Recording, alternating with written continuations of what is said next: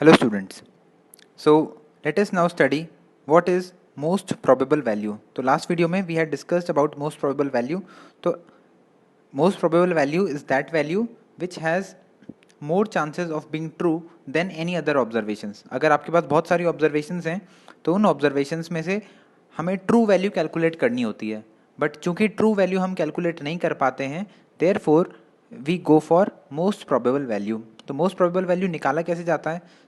अगर आपके पास कुछ ऑब्जर्वेशंस हैं जिनका वेट इक्वल है, if we have observations of equal weight, तो मोस्ट प्रोबेबल वैल्यू निकालने का क्या तरीका है कि it is just equal to the arithmetic mean. तो अगर आपके पास लेटेस्ट से we have got some observations, for example we have got some observation which is x1, x2, x3 and इन तीनों ऑब्जर्वेशन का वेट इक्वल है.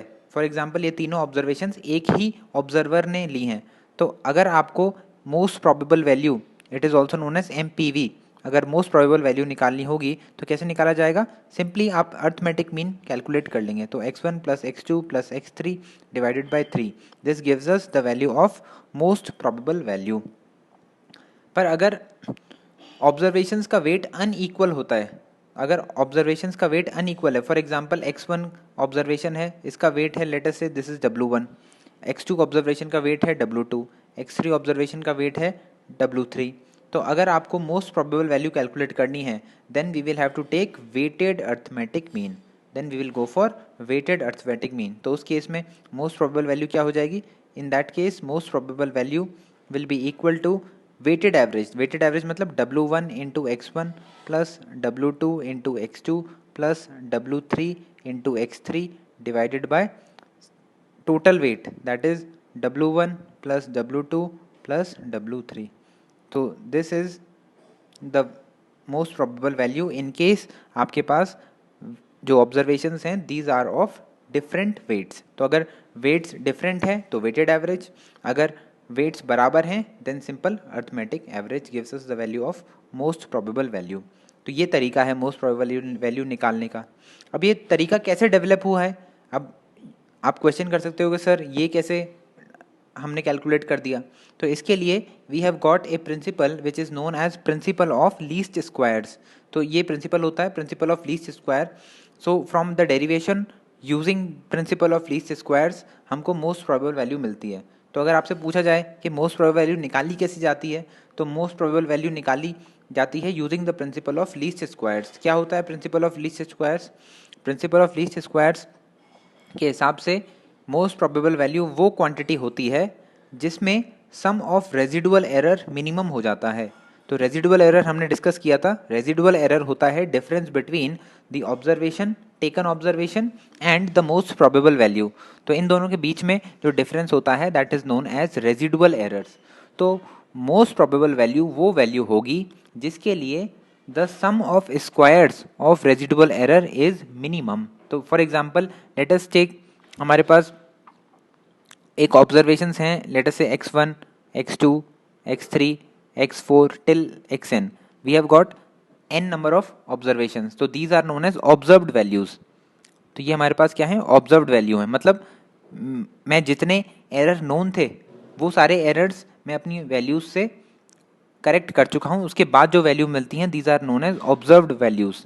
तो ऑब्जर्व वैल्यूज है मेरे पास. लेट अस से मेरे पास x बार है most probable value. Let us say this is the most probable value. तो मैं क्या करूंगा? सबसे पहले मैं हर ऑब्जर्वेशंस का रेजिडुअल एरर निकालूंगा. तो अगर मुझे x1 का रेजिडुअल एरर निकालना है तो क्या होगा? It is difference between observed value and most probable value. तो x1 माइनस x बार करेंगे तो it gives us the residual error. Late us से इसको E1 बोल दिया. सिमिलरली x2 के लिए हम करेंगे तो x2 माइनस x बार करेंगे तो लेट अस से I call it E2. Similarly आप n नंबर ऑफ ऑब्जर्वेशंस के लिए n number of residual errors calculate कर सकते हैं. तो this is equal to En. So we have got n number of residual errors. ये सारे क्या हैं? These are termed as residual errors. So this is residual error. क्यों residual error पे जाना पड़ रहा है? क्योंकि ट्रू एरर हम निकाल नहीं सकते हैं. तो ये मोस्ट प्रोबेबल वैल्यू की जगह अगर मुझे पास ट्रू वैल्यू होती तो ट्रू वैल्यू को से जो एरर निकलता that would have been true error. लेकिन अब ट्रू एरर नहीं निकलेगा. Now we will get residual error. तो प्रिंसिपल ऑफ लीस्ट स्क्वायर्स क्या बोलता है कि अगर आपके पास ये रेजिडुअल एरर्स हैं तो इनका सम ऑफ स्क्वायर्स अगर मिनिमम होता है, कैसे, यानी E1 square plus E2 square till En square, ये वैल्यू जिस क्वांटिटी के लिए मिनिमम मिलेगी, यानी अगर मान लीजिए एक्स बार है, अभी एक्स बार क्या होगा, अलग अलग एक्स बार के लिए ये E1 E2 E3 En अलग अलग हो सकते हैं। तो प्रिंसिपल ऑफ लीस्ट स्क्वायर्स ये बोलता है कि जिस एक्स बार के लिए ये sum of squares of residual errors, this is sum of squares of residual errors, जब ये वैल्यू मिनिमम हो जाती है तो वो एक्स बार हमारा क्या होता है, that x bar is known as most probable value.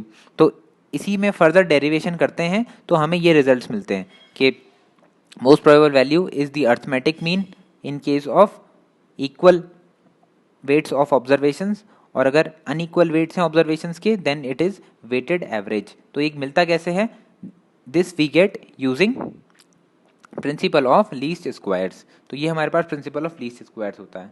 अब इसमें नेक्स्ट अपने पास आता है laws of weight. There are some laws of weight, कि वेट के कुछ लॉज होते हैं, कैसे कि अगर मान लीजिए आपके पास कुछ ऑब्जर्वेशंस हैं जिनका वेट डिफरेंट है, और अगर आप उन ऑब्जर्वेशंस को ऐड करते हैं तो जो रिजल्ट होगा उसका वेट क्या होगा, तो उसको बताते हैं लॉज ऑफ वेट। तो फॉर एग्जांपल इसमें 3 रूल्स होते हैं। पहला रूल होता है एडिशन और सब्ट्रैक्शन के लिए, कि मान लीजिए अगर हमारे पास एक ऑब्जर्वेशन है x1 जिसका वेट है W1, दूसरी ऑब्जर्वेशन है x2 जिसका वेट है W2, तो ये ऑब्जर्वेशन हैं, दोनों के वेट्स अलग अलग हैं। तो अगर हमें x1 प्लस x2, ये अपने पास रिजल्ट है, रिजल्ट मतलब हमने दोनों को ऐड कर दिया, तो x1 प्लस x2 का वेट निकालना हो तो क्या बोलेंगे, that weight will be equal to the reciprocal of sum of reciprocal of individual weights, यानी वेट्स का जो रेसिप्रोकल है उनके समेशन का रेसिप्रोकल। तो क्या हो जाएगा कि अगर मान लीजिए आपके पास वेट है W1 W2, तो that will be equal to weight of result will be equal to 1 upon, it will be equal to 1 upon 1 by W1 plus 1 by W2। ठीक है, तो ये अपने पास आ जाएगा वेट ऑफ रिजल्ट। तो यहाँ पर ये x1 x ये नहीं है, it will be equal to 1 upon 1 by W1 plus 1 by W2। तो this is the correct weight. तो चाहे आप ऐड कीजिए चाहे सब्ट्रैक्ट कीजिए, तो आपके पास this is the weight of result. तो सवाल आएगा कि आपको टोटल जो रिजल्ट आता है उस रिजल्ट का वेट निकालने को बोला जाए। आपके पास जो क्वांटिटीज है उनका वेट दे रखा होगा और आपसे रिजल्ट का वेट पूछा जाएगा, तो आपको लॉज ऑफ वेट की मदद से वी कैन कैलकुलेट। तो ये पहला लॉ है। दूसरा लॉ क्या है, दूसरा लॉ बोलता है मल्टीप्लिकेशन और डिवीजन के लिए। मान लीजिए आपने किसी कांस्टेंट से मल्टीप्लाई या डिवाइड किया, अगर आपने for example multiplication and division bye a constant आप कर रहे हो, मान लीजिए आपके पास एक ऑब्जर्वेशन है x1 जिसका वेट है W1, और आपने क्या किया है, इसको मल्टीप्लाई या डिवाइड किया है बाय ए कांस्टेंट के, तो जो रिजल्ट आ रहा है उसका वेट कैसे निकालेंगे, तो रिजल्ट क्या आएगा, अगर आप मल्टीप्लाई करते हो तो k इंटू x1 रिजल्ट आता है आपके पास, और इस रिजल्ट का वेट निकालना हो तो क्या करना पड़ेगा, W1 जो ओरिजिनल वेट था डिवाइडेड बाय k स्क्वायर, यानी जो कांस्टेंट है उस कांस्टेंट से आपको डिवाइड करना है। तो जैसे फॉर एग्जांपल अगर मैं रिजल्ट लिखूं x1 अपॉन k, यानी मैंने मल्टीप्लाई किया है 1 बाई के से, तो 1 बाई के से मल्टीप्लाई किया है, तो वेट ऑफ रिजल्ट निकालने के लिए क्या करेंगे, 1 बाई के से डिवाइड कर देंगे, तो ये वैल्यू आपकी आती है W1 इंटू के स्क्वायर। तो याद क्या रखना है कि अगर आप किसी कॉन्स्टेंट से मल्टीप्लाई करते हैं हमारी ऑब्जर्वेशन को, तो जो रिजल्ट आता है उसका वेट होता है 1 अपॉन कॉन्स्टेंट का स्क्वायर, 1 अपॉन कॉन्स्टेंट का स्क्वायर इंटू ओरिजिनल वेट। और अगर आप किसी ऑब्जर्वेशन को किसी कांस्टेंट से डिवाइड करते हैं, जैसे इस केस में कर रहे हैं x1 अपॉन के कर रहे हैं, तो ये जो रिजल्ट मिल रहा है इसका जो वेट होता है it will be equal to that constant का square multiplied by the original weight. तो ये होता है हमारे पास थर्ड रूल। नेक्स्ट अपने पास that is the second rule. जो थर्ड रूल होता है वो तब है जब आप किसी कांस्टेंट से ऐड या सब्ट्रैक्ट कर रहे हो। तो अगर मान लीजिए मेरे पास एक ऑब्जर्वेशन है x1 जिसका वेट है W1, और आपने कोई कांस्टेंट k हमारी क्वांटिटी में ऐड या सब्ट्रैक्ट किया है। पहले क्या थे, दो अलग अलग ऑब्जर्वेशंस को ऐड और सब्ट्रैक्ट कर रहे थे। रूल 1 में दो डिफरेंट ऑब्जर्वेशंस को ऐड कर रहे थे। जो रूल 3 है इसमें क्या कर रहे हैं, एक ऑब्जर्वेशन है और दूसरा कांस्टेंट है, तो कांस्टेंट में एरर के चांस नहीं होते हैं। ठीक है, तो जो वेट मिलेगा वो उसका जो रिजल्ट का वेट होगा that will be equal to the weight of the original measurement. तो ओरिजिनल मेजरमेंट का जो वेट होता है that is only the weight of the result. तो इसमें कोई वेट में चेंज नहीं आता। अगर ओरिजिनल मेजरमेंट का वेट W1 है तो रिजल्ट का वेट भी W1 रहेगा। तो किसी कांस्टेंट से मल्टीप्लाई या डिवाइड करोगे तो रिजल्ट का वेट जो होगा वो चेंज कर जाएगा, और अगर किसी ऑब्जर्वेशन से किसी कांस्टेंट से ऐड या सब्ट्रैक्ट करेंगे तो जो रिजल्ट का वेट होगा वो अनचेंज रहता है। नेक्स्ट अपने पास कॉन्सेप्ट आता है प्रोबेबल एरर। किसी भी सिंगल क्वांटिटी में प्रोबेबल एरर निकालना। तो देखो, प्रोबेबल एरर निकालने के लिए हमारे पास कुछ तरीके होते हैं। इसमें जनरली 3 एरर्स निकलते हैं। पहला होता है probable error in single measurement. अब प्रोबेबल क्यों बोल रहे हैं? क्योंकि ट्रू एरर मैं नहीं निकाल सकता हूँ, तो ट्रू एरर नहीं निकाल सकते, दैट इज वाई ये टर्म प्रोबेबल एरर यूज किया जाता है। तो अगर किसी सिंगल मेजरमेंट में हमें प्रोबेबल एरर निकालना हो तो उसके लिए हमारे पास ये फॉर्मूला होता है। तो ये फॉर्मूला हमें याद रखना है। तो ई एस मतलब किसी सिंगल मेजरमेंट में अगर एरर निकालना है तो that is equal to plus minus 0.6745। ये क्या है? It is almost equal to 2/3। तो 0.6745 into under root of summation of WN into XN minus X bar का square divided by n-1, where X bar क्या है? X bar is the most probable value. X bar is most probable value. और WN क्या है? Summation of WN, and WN is the weights of individual quantities. तो अगर x1 ले रहे हैं तो यहाँ W1 लेंगे, x2 ले रहे हैं तो यहाँ W3 लेंगे। तो उनका सबका समेशन करना है, और divided by n-1, where n is the number of observations. Similarly अगर आपको MPV में मोस्ट प्रोबेबल वैल्यू में भी एरर निकालना हो, क्योंकि MPV भी क्या है? ट्रू वैल्यू तो है नहीं, तो MPV में अगर आपको एरर निकालना हो तो उसके लिए क्या करना पड़ेगा? उसके लिए आपको करना पड़ेगा error in most probable value is equal to plus minus 0.6745 under root of summation of WN into XN minus X bar का square divided by n-1 divided by summation of WN। तो बस एक्स्ट्रा यहाँ पर क्या आ गया? Summation of WN। तो अगर एरर इन सिंगल मेजरमेंट आपको पता है तो वहाँ से divided by summation of WN करेंगे। समेशन ऑफ WN मतलब समेशन ऑफ टोटल वेट्स। तो जितने भी वेट्स हैं उन सबका समेशन कर देंगे तो आपको मिल जाएगा probable error in MPV। Last अपने पास आता है probable error in single measurement of weight W0।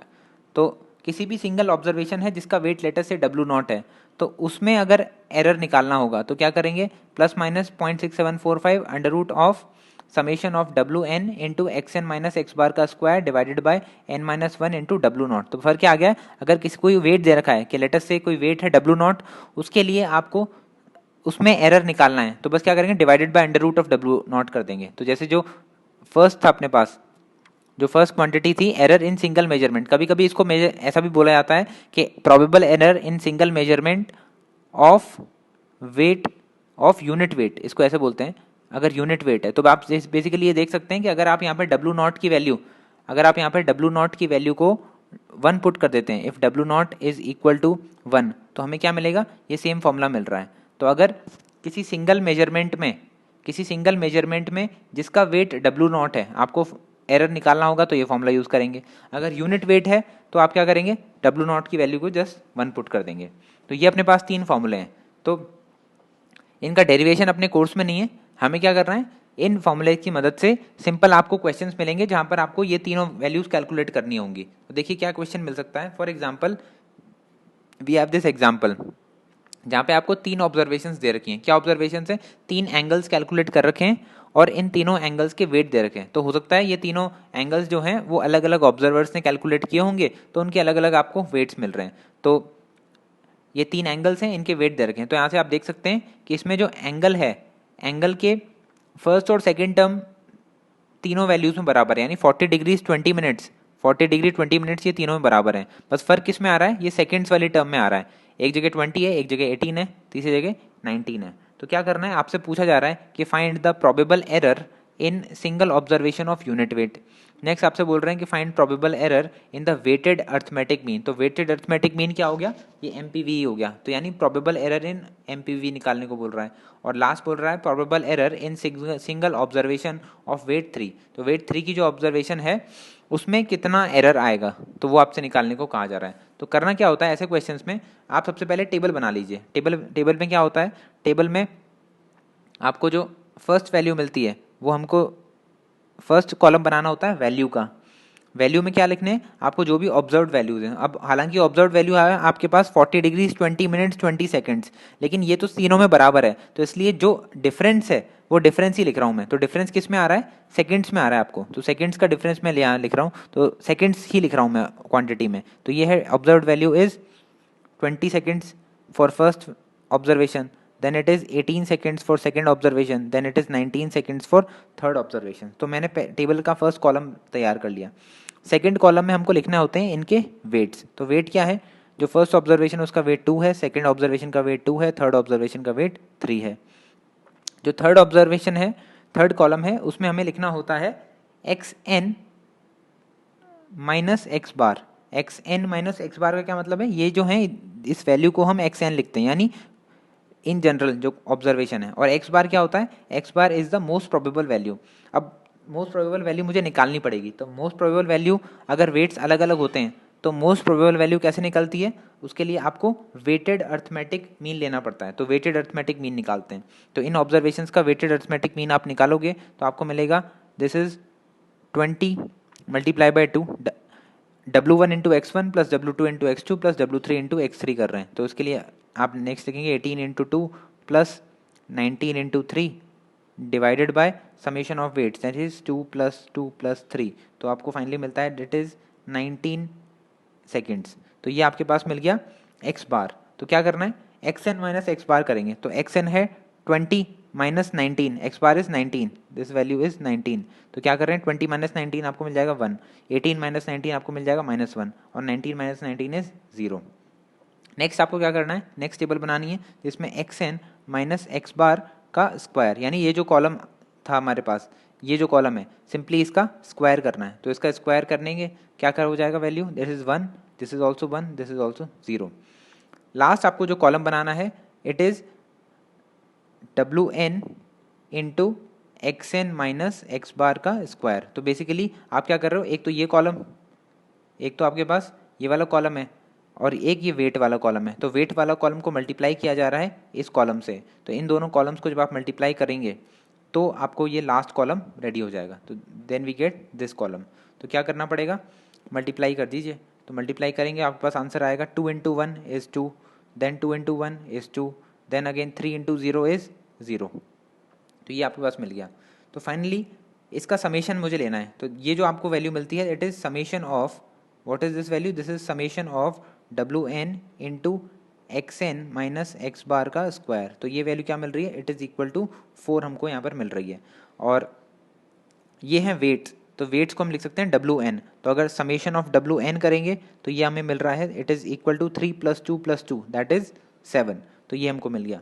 तो फाइनली हमें क्या करना है, हमें 3 वैल्यूज़ कैलकुलेट करनी है। पहला है probable error of single observation of unit wait. तो यूनिट वेट यानी आपको डब्ल्यू नॉट की वैल्यू यहाँ पर 1 रखनी है, तो रखते हैं वैल्यू। तो यानी ई एस निकालने को बोला जा रहा है। तो ई एस की वैल्यू कैसे निकालेंगे, E S will be equal to 0.6745 into under root of summation of W N into X N minus X bar का square divided by N minus 1। तो यहाँ जितनी वैल्यूज यहाँ पुट कर दीजिए, it is equal to, it is plus minus, तो plus minus 0.6745 into under root of, ये हमने कैलकुलेट कर लिया था, summation of W N into X N minus X bar का square that is 4 divided by number of observation है 3 minus 1।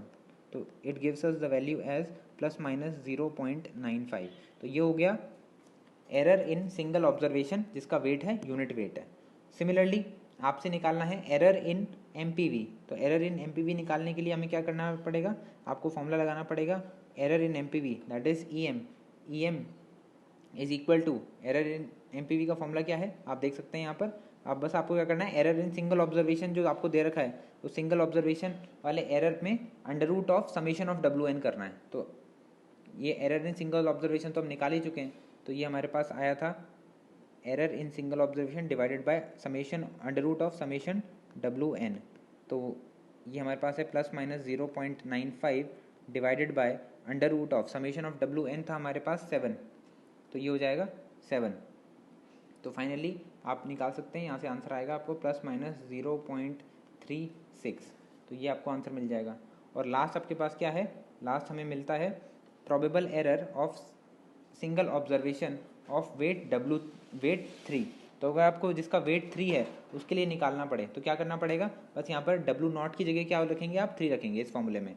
तो इस फॉर्मूले में आप सिंगल ऑब्जर्वेशन का वेट पता ही है हमको, डिवाइडेड बाय √3 कर देंगे, तो ये आपको मिल जाएगा error in single observation of weight 3। तो लास्ट आपको मिलता है let is E of single observation having some weight W, तो it is plus minus ES divided by √of W0, it is equal to plus minus ES is 0.95 divided by √of 3। तो ये आपको मिलता है error in single observation of weight W0 या फिर 3। तो ये आप निकाल सकते हैं, it is equal to 0.95 divided by √3। तो आपको आंसर मिलता है that is equal to 0 plus minus 0.548।